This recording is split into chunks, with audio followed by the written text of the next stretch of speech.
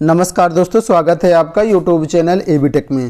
दोस्तों आज है 23 नवंबर 2020 और जान लेते हैं आज की महत्वपूर्ण खबरें जो आज के प्रमुख समाचार पत्रों पर छाई हुई हैं और आप लोगों के लिए बहुत ही इंपॉर्टेंट है।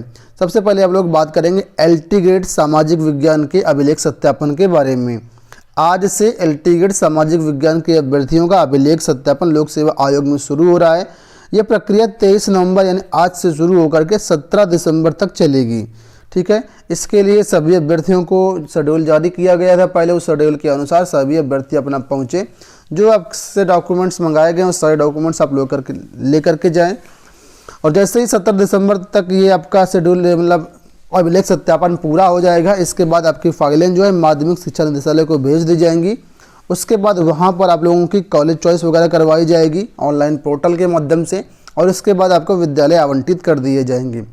इस पूरी भर्ती प्रक्रिया को पूरा होने में लगभग 2.5 साल के आसपास का समय लगा है। 2018 जुलाई के आसपास भर्ती आई, परीक्षा हुई थी इसकी और उसके बाद आप लोग देख सकते हैं 2020 एंड चल रहा, 2.5 साल लग गए। और हिंदी और सामाजिक विज्ञान का मामला सबसे ज़्यादा जो इसमें पेपर लीक का मामला था इस वजह से फंसा रहा, इसी वजह से इसमें सबसे ज़्यादा लेट हुई है। तो फिलहाल जो भी अभ्यर्थी हैं अपना निर्धारित शेड्यूल के अनुसार पहुँचें। वहीं पर दोस्तों हिंदी में अर्हता को लेकर के आज कई सारे अभ्यर्थी जो लोक सेवा आयोग पहुंच रहे हैं। आप लोग जानते हैं कि माध्यमिक शिक्षा सेवा चयन बोर्ड द्वारा आयोजित टीजीटी परीक्षा में और एलटी ग्रेड परीक्षा में जो हिंदी की अर्हता है वो काफ़ी अलग है। ठीक है, तो इसी मामले को लेकर के यहाँ पर जो अभ्यर्थी हैं आज 23 नवंबर को उत्तर प्रदेश लोक सेवा आयोग में इकट्ठा होंगे। इस मसले पर अभ्यर्थियों ने कुछ दिन पहले आयोग में ज्ञापन दिया था, तो उसी ज्ञापन के अनुसार आज 23 नवंबर को अभ्यर्थियों को बुलाया गया था। तो आज अभ्यर्थी यहाँ पर पहुँचेंगे। जैसा कुछ अपडेट निकल के आएगा आने वाले वीडियोस में आपके साथ शेयर किया जाएगा। दोस्तों एक अच्छी अपडेट आप लोगों के लिए आ रहा है। जिनका चयन टीजीटी में और प्राइमरी शिक्षक भर्ती में नहीं हो पाया उनके लिए बहुत बड़ी खुशखबरी है। लिखा है परिषदीय स्कूलों में अगले साल 50,000 सहायक अध्यापकों की होगी भर्ती। फरवरी मार्च में टीटी होने के बाद निकाला जाएगा भर्ती का विज्ञापन।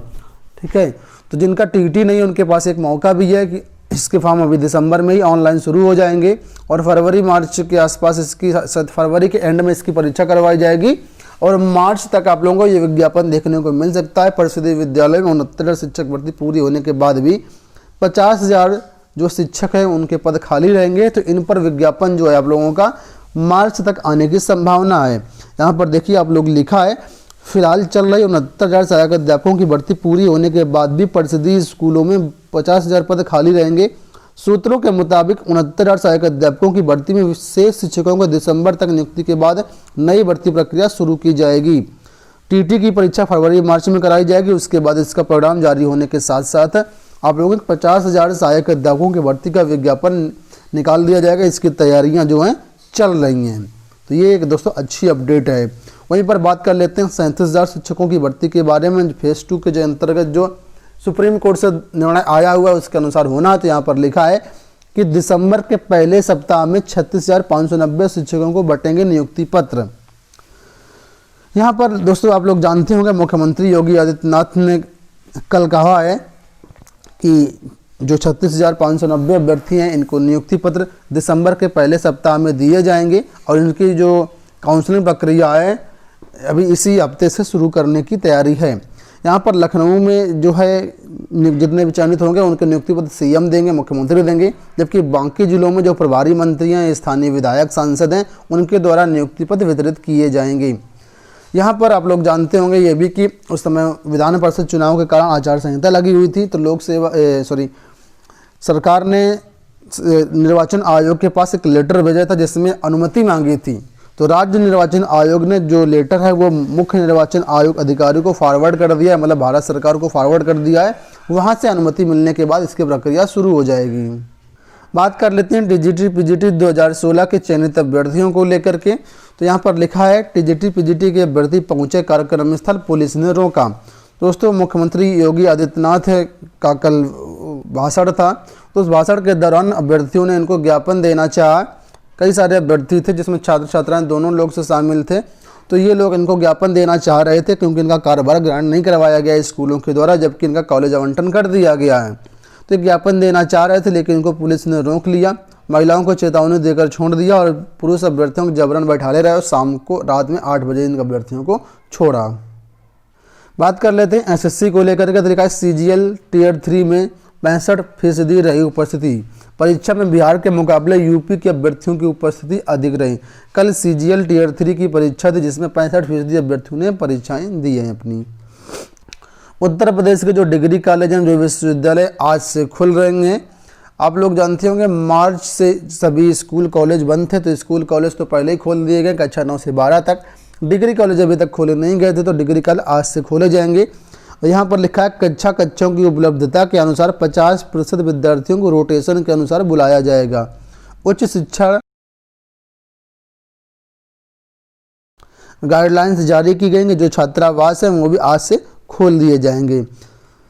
बात कर लेते हैं अगली अपडेट की। लिखा यूपीएससी पैटर्न पर अभ्यर्थी मांग रहे प्रतीक्षा सूची।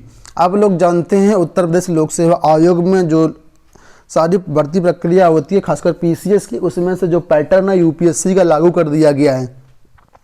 2018 की पीसीएस परीक्षा से इसमें जो चेंजमेंट हो गया है, जो पेपर परीक्षा होता है सारा कुछ अब यूपीएससी पैटर्न पर ही होता है। इसलिए अभ्यर्थी मांग कर रहे हैं कि जिस तरीके से आपने यूपीएससी का पैटर्न यूपीपीएससी में लागू किया है, उसी तरीके से अब यहाँ पर यूपीएससी की तर्ज पर प्रतीक्षा सूची भी जारी करें, क्योंकि बहुत से ऐसे अभ्यर्थी होते हैं जो किसी कारण से ज्वाइन नहीं कर पाते हैं, पद खाली चले जाते हैं। तो अगर वेटिंग लिस्ट होगी तो नीचे से उन अभ्यर्थियों को उनके स्थान पर भेजा जा सकता है। तो अभ्यर्थी बहुत दिनों से प्रतीक्षा सूची की मांग कर रहे हैं।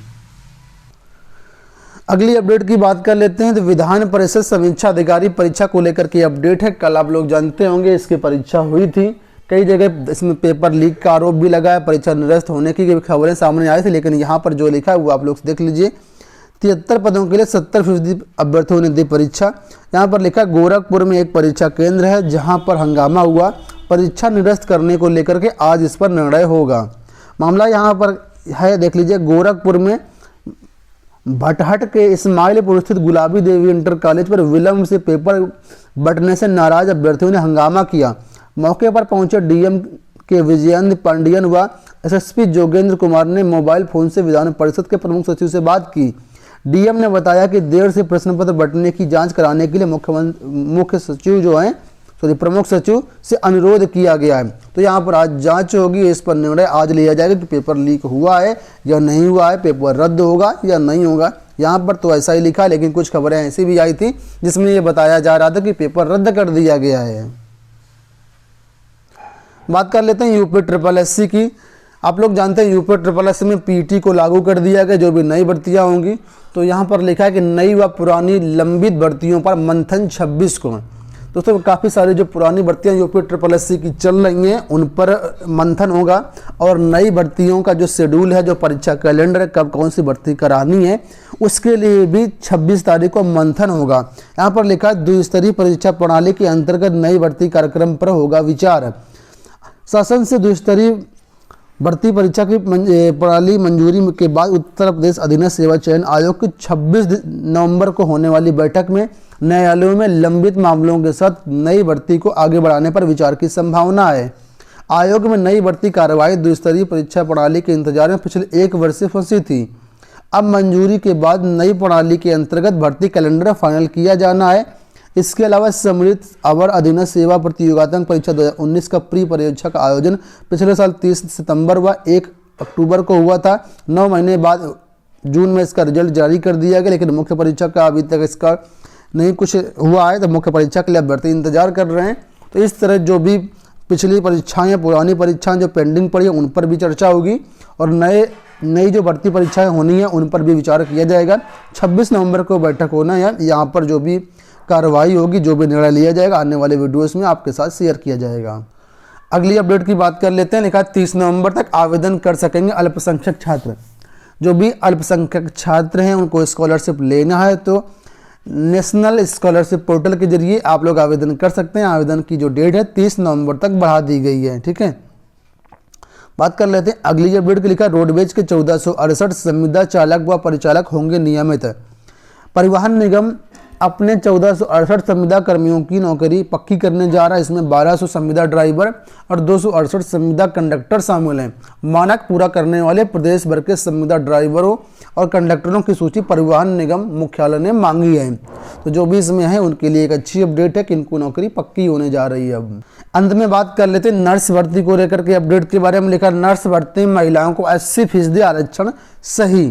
कैट ने महिलाओं के लिए इस विशेष प्रावधान को माना जाएगा। ठीक है, जो नियम है वो बिल्कुल सही है। देखा केंद्रीय प्रशासनिक न्यायाधिकरण कैट ने एम्स नर्स भर्ती में महिलाओं के लिए 80% आरक्षण को बिल्कुल सही ठहराया है। कैट ने माना कि सरकारी नौकरियों में सामुदायिक आधार पर अनुसूचित जाति, अनुसूचित जनजाति और अन्य पिछड़ा वर्ग को आरक्षण का प्रावधान करने वाले अनुच्छेद 16(4) की अपेक्षा अनुच्छेद 15(3) का दायरा ज़्यादा व्यापक है।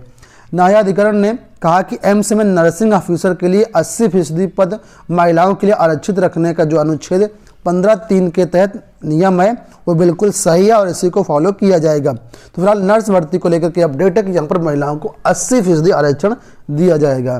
तो ये हो गई दोस्तों आज की सारी अपडेट। आशा करते हैं वीडियो पसंद आया होगा।